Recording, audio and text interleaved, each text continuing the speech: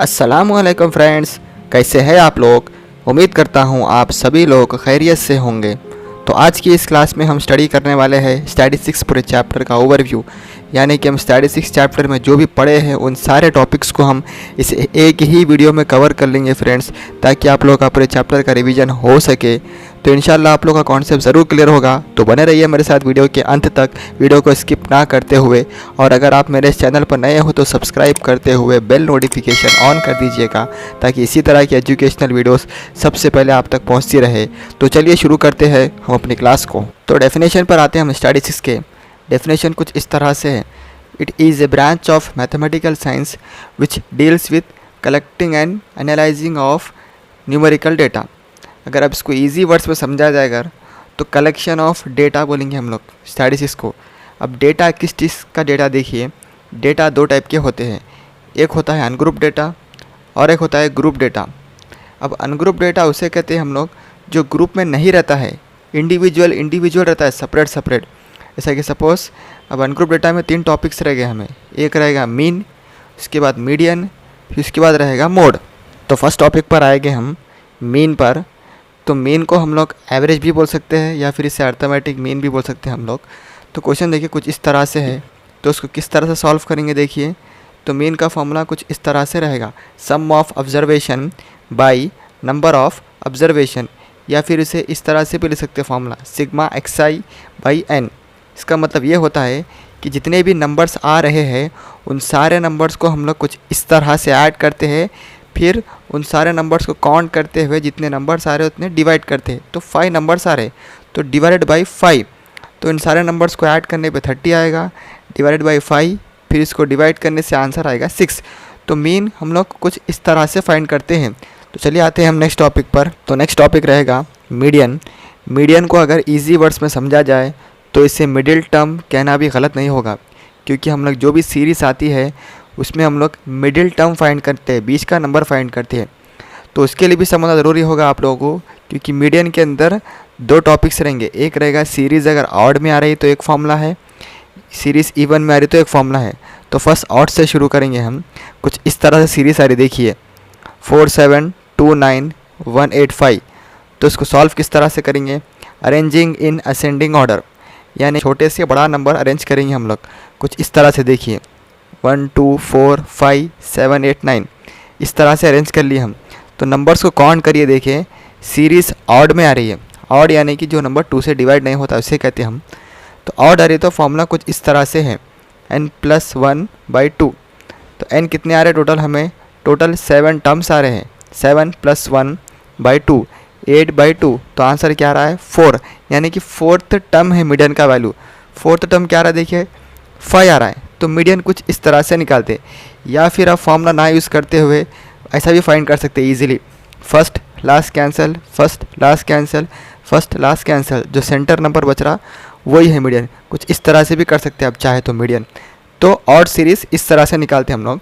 Next देखिए even series कुछ इस तरह से रहेंगी, देखिए 12 5 10 4 9 7। Same arranging in ascending order, कुछ छोटे से बड़ा इस तरह से अरेंज कर लेंगे हम लोग। सीरीज़ काउंट करिए, देखिए सीरीज़ काउंट करने पे देखिए इवन आ रही है, यानी कि जो है 6 नंबर्स आ रहे जो कि इवन नंबर है। तो इवन नंबर का फॉर्मूला कुछ इस तरह से देखिए n/2, n+2/2। n यानी कि जितने टर्म्स आ रहे हैं, टर्म्स जो है 6 आ रहे टोटल। तो 6/2, 6 + 2 होता है 8, 8/2। तो 6/2 होता है 3 यानी थर्ड, 8/2 होता है 4th, यानी 3rd एंड 4th टर्म आ रहा है मीडियन। तो 3rd टर्म क्या आ रहा है देखिए 7, 4th टर्म क्या आ रहा है 9। तो 7 और 9 मीडियन है। तो मीडियन किस तरह से, मीडियन होता है मिडिल टर्म।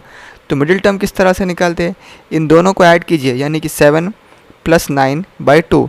तो आंसर आएगा 16/2, 16/2 होता है 8। तो मीडियन का वैल्यू 8 कुछ इस तरह से निकालते हैं हम लोग। चाहे तो आप फॉर्मूला ना यूज़ करते हुए ईजिली ऐसा भी कर सकते हैं, first last cancel, first last cancel, 2 number बचे हैं 7 और 9, इन दोनों को ऐड करिए, सेम 16/2 8 होता है। तो कुछ इस तरह से निकालते हैं हम लोग मीडियन। तो आई होप आप लोग को मीडियन का टॉपिक समझ में आया होगा। तो नेक्स्ट टॉपिक पर आएंगे हम लोग मोड। तो मोड को अगर ईजिली समझा जाए तो हम लोग इसे मोस्ट रिपीटेड टर्म्स कहते हैं। कैसा देखिए, तो मोड में भी 3 टॉपिक होते हैं, एक होता है यूनी मॉडल, एक होता है बाई मॉडल, एक होता है ट्राई मॉडल। अब ये कैसा देखिए, जैसा कि पहला क्वेश्चन देखिए कुछ इस तरह से आ रहा है। तो मोड, जैसा कि मैंने भी कहा था कि मोड का मतलब होता है जो नंबर ज़्यादा रिपीट हो रहे हैं। तो कौन सा नंबर ज़्यादा रिपीट हो रहा है, देखिए 2 ज़्यादा रिपीट हो रहा है। तो यूनी मॉडल जो होता है एक ही मोड को बोलते हैं हम लोग। तो मोड यहाँ पर एक ही आ रहा है देखिए, जो कि 2। फिर नेक्स्ट क्वेश्चन देखिए कुछ इस तरह से आ रहा। तो इसके अंदर देखिए जो नंबर ज़्यादा रिपीट हो रहा है वो ये नंबर से देखिए 5 और 9 ज़्यादा रिपीट हो रहे हैं, वो भी सेम रिपीट हो रहे हैं। तो 2 आ रहे हैं इसके अंदर मोड, तो इससे हम लोग बाई मॉडल कहेंगे।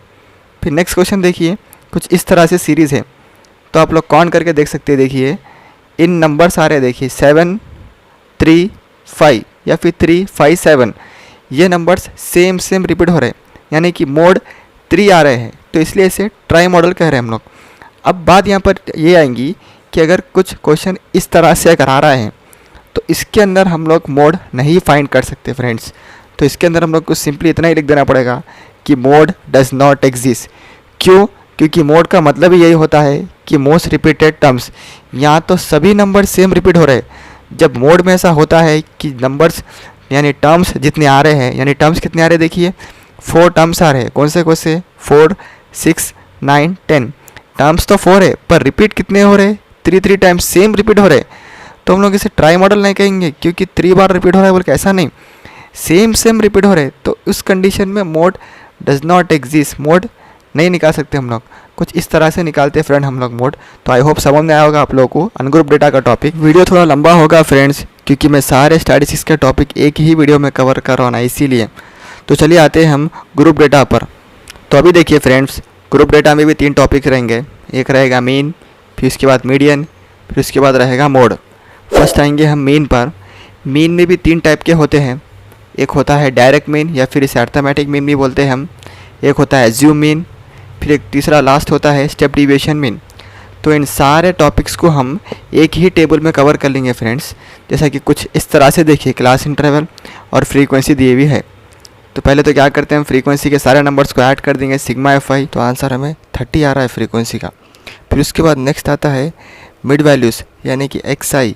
मिड वैल्यूज़ हम लोग तीनों मीन में कॉमन है, हर एक मीन में निकालते हैं हम लोग मिड वैल्यू। किस तरह से निकालते हैं, यानी क्लास इंटरवल के नंबर्स को ऐड करते हुए 2 से डिवाइड करते हैं, यानी कि 4 + 8 12, 12/2 6 होता है। तो उसी तरह से सारे क्लास इंटरवल ऐड करते रहेंगे हम लोग। क्लास इंटरवल कितना आ रहा है, कितने नंबर्स का गैप आ रहा है, 4 नंबर्स का गैप आ रहा है।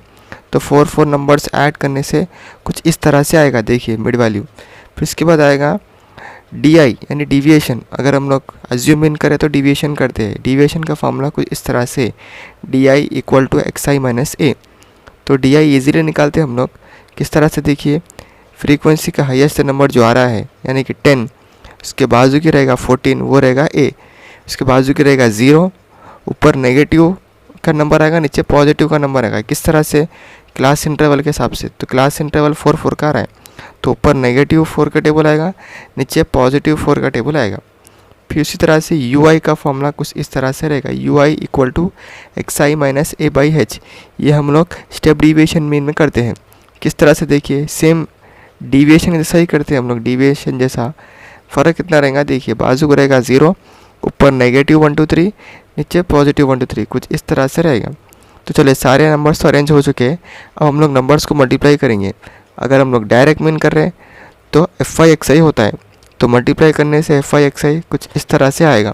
अगर हम अज्यूम मीन कर रहे हैं तो FI DI आएगा, तो FI × DI मल्टीप्लाई करने से कुछ इस तरह से आएगा देखिए नंबर्स। फिर अगर हम लोग स्टेप डिविएशन मीन कर रहे हैं तो FI × UI आएगा, यानी कि FI × UI मल्टीप्लाई करने से कुछ इस तरह से नंबर्स आएंगे देखिए। तो इन सारे नंबर्स को हम लोग ऐड कर लेंगे। तो सिग्मा FI XI होता है 408, सिग्मा FI DI होता है -12 और सिग्मा FI UI होता है -3। तो इन सारे वैल्यूज़ को हम मीन के फॉर्मूले में सेपरेट सब्स्टिट्यूट करेंगे।